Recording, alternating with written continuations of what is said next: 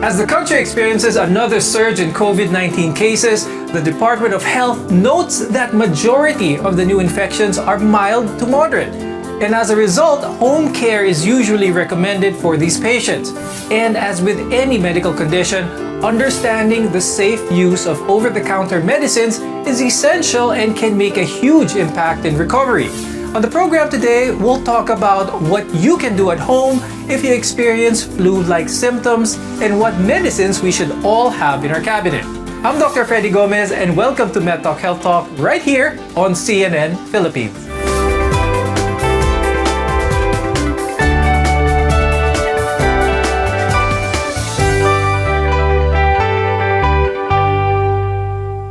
Many of us turn to over-the-counter medicines to find relief from conditions like headaches, fever, muscle aches, and now COVID-19. Our guest is here today to tell us more about the safe use of them, from correct dosage to expected side effects. With us is Dr. Teresa Joy Santo Domingo, who is an emergency medicine specialist and director of emergency medicine at VRP Medical Center. In just over a few weeks, the Omicron variant caused the Philippines to reach a record high number of COVID-19 cases per day. And we continue to learn more about these new variants. So let's talk about what we know so far about Omicron. Dr. Joy, what can people expect as opposed to the Delta variant? The Omicron variant has about 50 different mutations, and those 50 different mutations enable it to do several things. Number one, it enables it to spread faster. Number two, the Omicron variant evades certain antibodies that are produced by the vaccine. And this makes the vaccine less effective against the Omicron variant as compared to other variants. New infections of Omicron here at home are usually mild to moderate. Is Omicron really causing milder COVID than, say, Delta? And are there any distinct symptoms of the variant? Something that was probably here now that wasn't there during the Delta variant surge? Well, it's very difficult to tell the Omicron variant from the Delta variant symptoms. As usual, as we've seen, it still presents with the common features of the common cold, such as fever, runny nose, cough, difficulty of breathing. However, certain studies have shown that the Omicron variant tends to show with sore throat or an itchy throat, lower back pain, muscle pains, and nasal congestion. More on those characteristics or those symptoms compared to the other variant. Is there any way to tell it apart, Dr. Joy? Tell apart whether this is just allergic rhinitis, if this is a cold, or if I have the flu, as opposed to it really being COVID? It's very difficult to tell whether it is just the common flu or if it's signs of COVID already. So what we suggest is as soon as you start to show signs of having COVID, such as fever, cough, or cold, you begin to isolate already and take a test, whether that be the antigen, as a preliminary test, or the RT-PCR, which is the confirmatory test. While it's reassuring that cases are mostly mild to moderate so far, we want to remind you that we should not let our guard down. What precautions, Dr. Joy, do we still need to take to protect ourselves from this virus? So you should avoid crowded places, number one. Number two, avoid close contact with other individuals. Try to keep a distance of at least 2 meters or 6 feet away from each other. And three, avoid poorly ventilated areas. Dr. Joy, since the start of the pandemic, experts have reiterated that masks can significantly reduce your chances of catching the virus. With the more contagious Omicron variant, are high-quality masks able to make a difference? Before, it was okay to wear cloth masks. Is that still the same case now with Omicron? So there are different levels of masks that you can wear that offer different levels of protection. The regular cloth masks that are only made of one layer of cloth are not as effective in protecting you against any of the variants of COVID. So the more layers, the better. The double layer cloth mask, if you're going to use a cloth mask, is the best one to use. Next would be the KN95 or the surgical masks, which offer a higher level of protection against the smaller molecules or smaller particles of Omicron or different variants. And the highest level of protection is offered by the NIOSH approved respirators, such as the N95, but usually these are given to the healthcare workers. Dr. Joy, for the regular folk, trying to go to work, do you still recommend a double cloth mask or for that matter, or a KN95? It depending on your exposure. If you're exposed to crowded areas, if you're going to be in close contact with other people, I suggest either the double cloth mask or in higher risk areas using a surgical mask or the KN95. Ultimately, prevention is the best cure. So wearing your mask, practicing social distancing, getting vaccinated, and encouraging your friends and family to do the same will go a long way in preventing the transmission of COVID-19. And if you start to feel any warning signs, stay at home and isolate right away. Now, Dr. Joy, partly because the majority of cases being seen are mild to moderate, there's an emerging thought process of getting COVID, getting infected with COVID to be part of the quote-unquote COVID club, or getting infected in order to recover and get it over with. They justify this by getting infected with COVID in the wild. You get the antibodies that are stronger than the vaccine or any booster. What is the danger in thinking like this? What can this lead to? Well, the latest studies show that the Omicron variant even infect you, even though you've been already infected with COVID. Actually, it's 5 times more likely that you can be reinfected by COVID with the Omicron variant as compared to the other variants. So even though you've already had COVID, it doesn't necessarily mean that you can't get COVID again with this Omicron variant circulating. What do you say to those who feel like they're strong enough, they eat healthy, they work out, they would like to be infected with COVID just to get it over with to move on? COVID is still very scary. It's very unpredictable, especially if you have other comorbids such as hypertension or diabetes. COVID could range anywhere from mild to moderate to severe, and it could hit you either of those ways. Either it could hit you strong or it could hit you mild. It's hard to tell which way it will hit you. So it's best to take protective measures for you not to get COVID instead of waiting to get COVID and seeing how it affects your body and your system. I'm hoping everybody can get vaccinated because we do have tools against Omicron. And our tools are number 1, to wear a mask, number 2, to get vaccinated, and number 3, to get your booster shots. And stay safe, everybody. Thank you very much, Emergency Medicine Specialist Dr. Theresa Joy Santo Domingo, for joining us today and sharing your expertise and insights. Now, using over-the-counter medicines can help ease symptoms like fever, headache, and body pains. But knowing what to take and when to take them can speed up your recovery and, more importantly, keep you safe. We'll talk more about this with registered pharmacist and TikTok edu creator Arshi Larga when we return. You're watching MedTalk Health Talk, your partner in healthcare.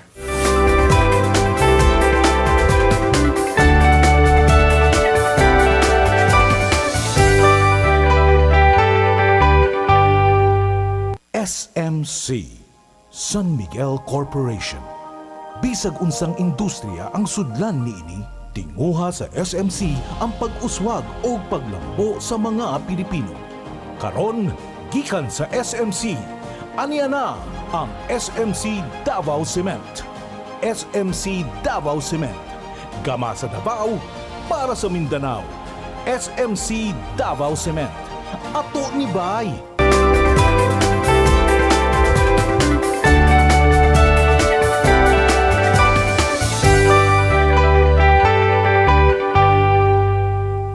I'm Dr. Freddy Gomez and welcome back to MedTalk Health Talk, where caring is our calling. There's so much information out there about COVID-19. It can be very overwhelming, and some of the more scientific aspects are hard to maybe understand for some. One content creator is doing his part to help spread awareness. Maraming tao ngayon ang may lagnat, sipon at ubo. Kaya ito pong ilang paalaala mula sa inyong pharmacist. Let me explain. Ang paracetamol po ay iniinom every 4 to 6 hours kung kayo po ay mayroon lagnat, pananakit ng katawan o pananakit ng ulo. At sa loob ng isang araw, maaari ka lamang po uminom ng 4 hanggang 6 na tabletas ng paracetamol. And most importantly, uminom po tayo ng maraming tubig at mag-ingat at patuloy na gumamit ng mga face mask. Joining us now is Arshi Larga. He's a registered pharmacist and TikTok edu creator with over 2.4 million followers. Now that cases are rising again, I'm sure a lot of people want to know more about home care treatments, lalong-lalo na para sa COVID-19. Let's talk about over-the-counter medicines for mga simptomas na karaniwan parang sipon or lagnat? For mild symptoms po, usually naman yan ay lagnat, ubo at sipon lamang. So, for fever po or lagnat, ang binibigay po usually is paracetamol. Then kapag naman po meron kang sipon, meron po tayong mga cough and cold preparations. And let's remember po na itong mga cough and cold preparations na to, maliban sa mga antihistamines at saka yung pang nasal decongestant, naglalaman din po ito ng paracetamol. So, kumbaga, nasakop na rin niya yung sipon at ganoon na din yung lagnat kasi may paracetamol na itong laman. Then, another thing po, pagdating naman sa ubo, meron po tayong, dapat alam natin kung ano yung ubong meron tayo. Either yan po ba ay productive cough o yung ubong may plema, o kaya naman ay dry cough o yung ubong walang plema. Kapag po productive cough o yung ubong may plema, pwede po tayo gumamit ng mga mucolytics o yung pantunaw ng plema tulad ng carbocysteine or ambroxol. If naman po gusto natin ilabas yung plema natin at hirapan tayo lumabas, pwede tayo gumamit ng mga expectorant tulad ng guaifenesin.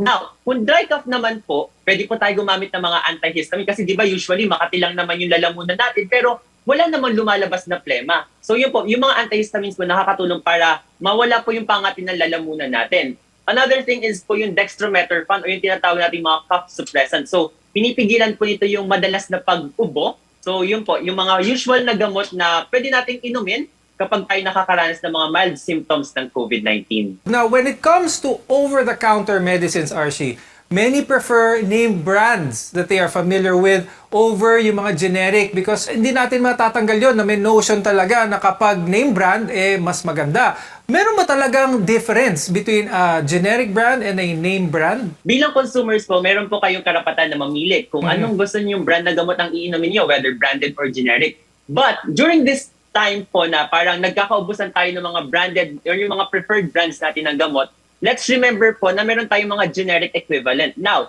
itong mga generic equivalent na gamot o yung generic na gamot po, ito po ay parehas ng active ingredient tulad ng branded na gamot. So for example, yung branded na paracetamol na gusto mo is walang stock, may generic na paracetamol na available. At paracetamol din ang laman nito. Parehas sila ng gamit para sa lagnat or pain. At parehas din po yung pag-inom nito. Also yung dose nila, kung 500 mg itong paracetamol na branded, may generic din po na 500 mg na paracetamol. And let's remember po na kahit po generic ito, dumaan pa rin po ito sa proseso ng regulation ng Philippine FDA. So makakasiguro po tayo na ito ay safe, effective, and of quality. Now, apart from ang tamang paggamit ng gamot, importante din ang tamang dami or ang dosage, which also matters significantly.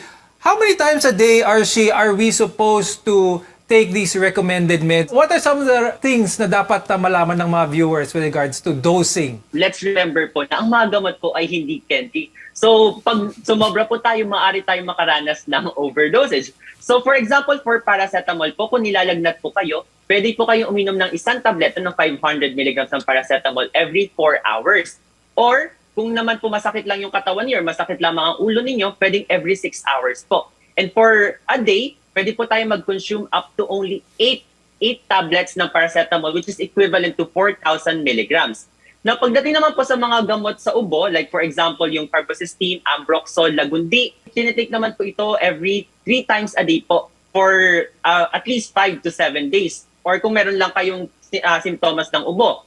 Another thing is po, pagdating naman po yung sa mga cough and cold preparations natin, pwede po kayong uminom nito 1 tablet every 6 hours po. Hindi po 3 times a day, kundi every 6 hours po siya pwedeng inumin. Now, over-the-counter medicines are generally safe to take for minor health problems. But remember, we still need to be wary about the correct usage as well as yung dosage nito. In one of your viral videos, Archie, you spoke about fake medicine. Tell us more about this and how can yung mga consumers, mga viewers natin, paano nila malalaman kung fake ang isang gamot or legit? During this time po kasi, dahil nga nagkakaubusan ng mga preferred brands natin na gamot, may mga taong nananamantala talaga. Importante po na maging vigilant tayo at maging observant po tayo sa mga gamot na binibili natin. So, paano ba natin malalaman kung fake ang isang gamot?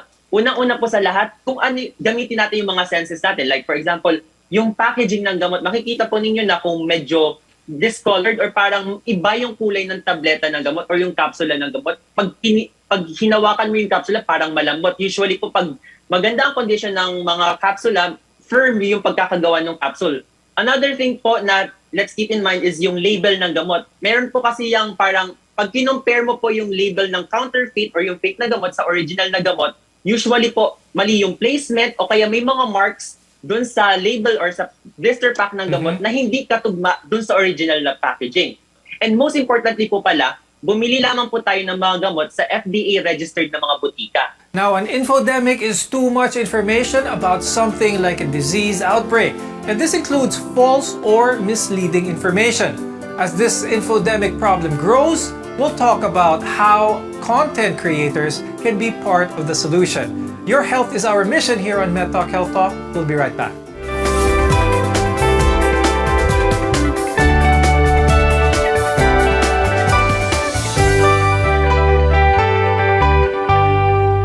SMC, San Miguel Corporation.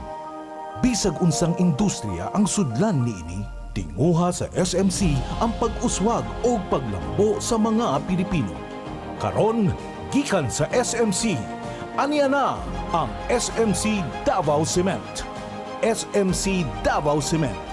Gama sa Davao, para sa Mindanao. SMC Davao Cement. Ato ni Bay.